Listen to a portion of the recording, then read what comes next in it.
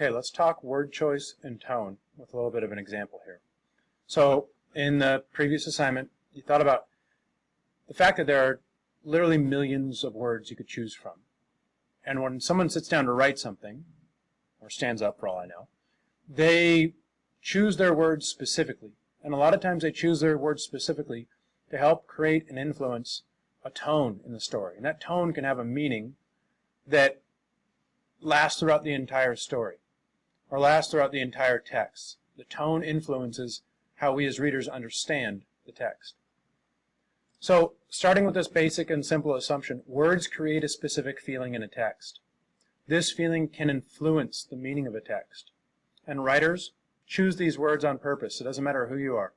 It doesn't matter if you're writing music, writing an essay, writing a literary text. Word choice matters because word choice creates a tone, and a tone is a feeling, and feeling influences how we understand text. So for an example, I'm going to use an example from probably one of my favorite authors of all time, named Jack Kerouac. Jack Kerouac wrote this story, On the Road, and On the Road was a story about Jack Kerouac traveling across the country with all these random people. And he would go from place to place to place to place to place, and he's always on the move. He's never stopping for more than maybe a week at a time, meeting interesting, exciting, wild people. And the story's called On the Road. It's a constant moving story. It's on the move all the time. And here's the way he describes the kind of people that he's trying to come across when he's on this road trip, hanging out with all these different people. He says, the only people for me are the mad ones. And by mad, he means like exciting or kind of crazy. It's written in the 50s, and that's how they would have used the word mad. He didn't mean like angry. So he says, the only people for me are the mad ones, the ones who are mad to live, mad to talk, mad to be saved, desirous of everything at the same time, the ones who never yawn or say a commonplace thing, but burn, burn, burn like fabulous yellow Roman candles, exploding like spiders across the stars, and in the middle you see the blue center light pop, and everybody goes, ah. So there's a lot of ways he could have described the people that he's looking for, that he wants to hang out with, the people he wants to meet and be around, but he chose this. So then if I read this and I think about, what's the tone he's trying to set here? Why say it like this? What's the tone? Well, I would say the tone is probably eager, excited, frenetic, passionate. And if you think about, if you read the whole book, which I've got a copy if you want to borrow it, that is the tone of the book. That is the point of the book. He is constantly eager, excited, frenetic, and passionate. He is constantly on the move. He's constantly looking for the new best thing that he can possibly experience in the book.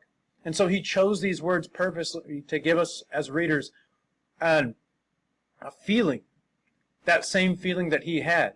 And if we think about maybe how does that relate to the theme of the book? Well, I think the theme of this book, if you read it overall, a major theme of this book is that you won't experience life if you're sitting still. That you need to be on the move, you need to be willing to take risks and meet new people and go and explore because the world is so huge. And this tone adds into that theme about kind of convincing us that that's what a way of life should be lived. Now, think about it if he'd written it this way. What if he'd written, the only people for me are the vicious ones, the ones who cackle, sacrifice goats, are full of greed, who never sleep, babble psychotically, light themselves on fire like napalm bombs exploding in a web of spiders, and in the middle you see the dark eye of Sauron.